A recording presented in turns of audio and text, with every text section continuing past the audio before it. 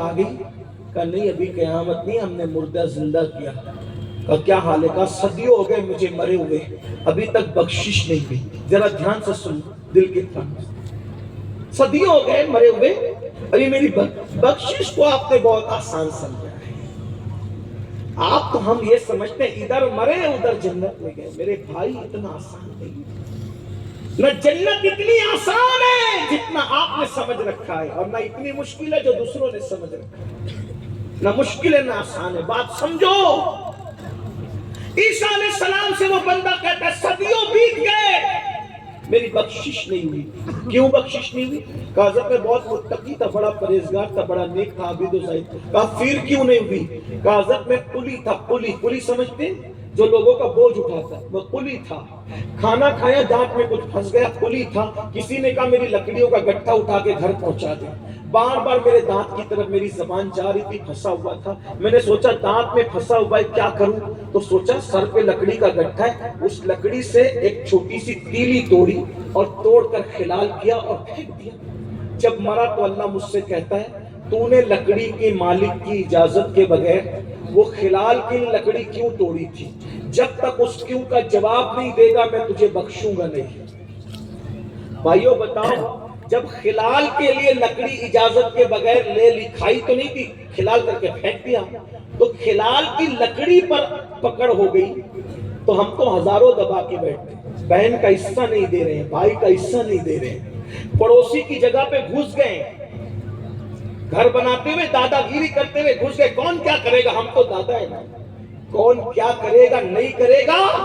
कोई अदालत इंसाफ करे ना करे, आखिरी में अल्लाह की अदालत बाकी है। और सुनो हदीस पाक सुनो, जिसने एक इंच भी किसी की जमीन पे कब्जा किया होगा, वो नीचे नीचे नीचे नीचे पूरी जमीन काट कर 7 तबक वो पूरा हिस्सा काट करके गले में डाला जाएगा कब्र के अंदर।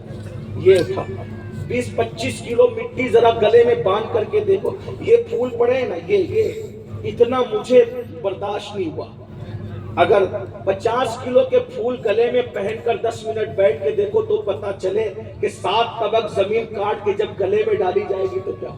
खेतों पे कब्जा करने वालों, प्लाटों पे कब्जा करने वालों, बहन भाइयों का हिस्सा न देने वालों, सौतेली माँ का हक दबाने वालों, सौतेली बहनों का हक दबाने वालों, हर साल हज उम्रा को जाके बख्शिश नहीं होगी। नफिल है, फर्ज है। सोचो जब ये पूरे खेत 7 तबक गले में लटका दिए जाएंगे, पूरे जो वो प्लाट गले में, क्या बनेगा अपना?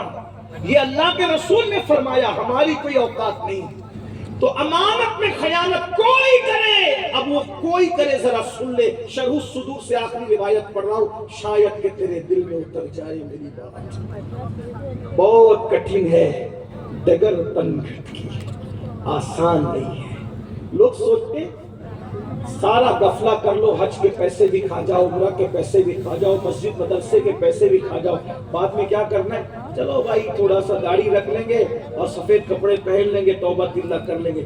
ये तौबा तिल्ला नहीं है, ये मुनाफिकत है। हर चीज की तौबा अलग अलग है।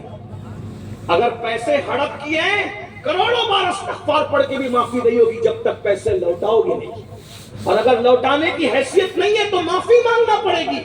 ऐसे थोड़ी माफी होती है, ऐसे माफी नहीं होती। ये जो तरीका बता रखा है ना, कुछ भी करो और नमाज पढ़ो, ये नहीं। अरे पेट में हराम होगा तो नमाज का फायदा देगी, पेट में हराम होगा तो उम्रा क्या फायदा देगा। अल्लाह की पनाह, अल्लाह की पनाह, हजार बार अल्लाह के हलाल पे हलाल को लाजिम करो। अब कौन क्या है जरा देखें। मैं हदीस पढ़ रहा हूँ, हुजूर के दौर की बात कर रहा हूँ, मैं सिर्फ नकल कर रहा हूँ, कोई और बात नहीं। एक सहाबी कहते हैं, शरहु सुदूर में इमाम सुयूती ने लिखा है, इसको दिल के कानों सुनने से बात मैं मुकम्मल कर लूंगा। इमाम सुयूती लिखते हैं, जिसका मफहूम ये है, एक सहाबी कहते हैं कि हुजूर ने मुझसे कहा चलो कब्रिस्तान चलो। हम कब्रिस्तान गए तो हुजूर ने मुझसे कहा इस तरह से, नहीं कोई चीज को नाराजगी की तौर पर किसी को नहीं थोड़ा डांटा जाता है, तो मैं इधर उधर हो गया।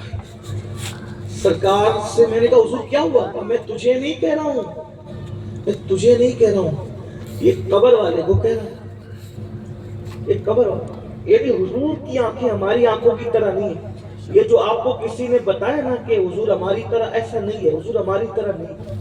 حضور کی آنکھیں اگر آسمانوں کی طرح اٹھے تو خدا جہاں تک دکھاتا ہے وہاں تک دیکھتی، اور نیچے چلی جائے تو تحت الثری تک دیکھتی۔ حضور کو اپنی طرح مت سمجھو، وہ اپنی طرح نہیں۔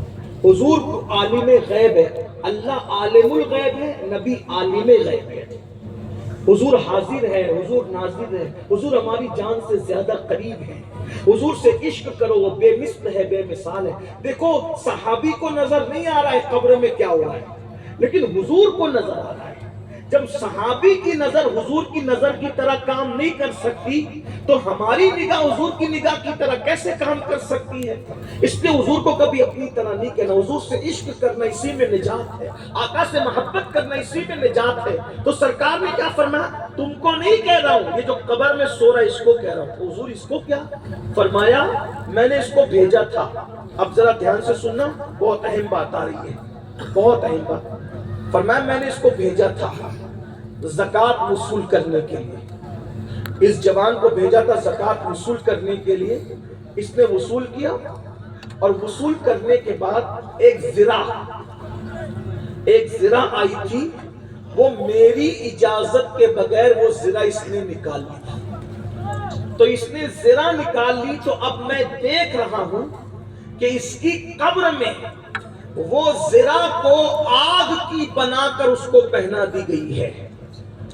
اس منظر کو میں دیکھ رہا ہوں، غور کیجئے، یہ رسول اللہ کے دور کا جوان ہے جس نے امانت میں خیانت کی، تو اللہ تبارک و تعالیٰ نے اس جوان کو، جس نے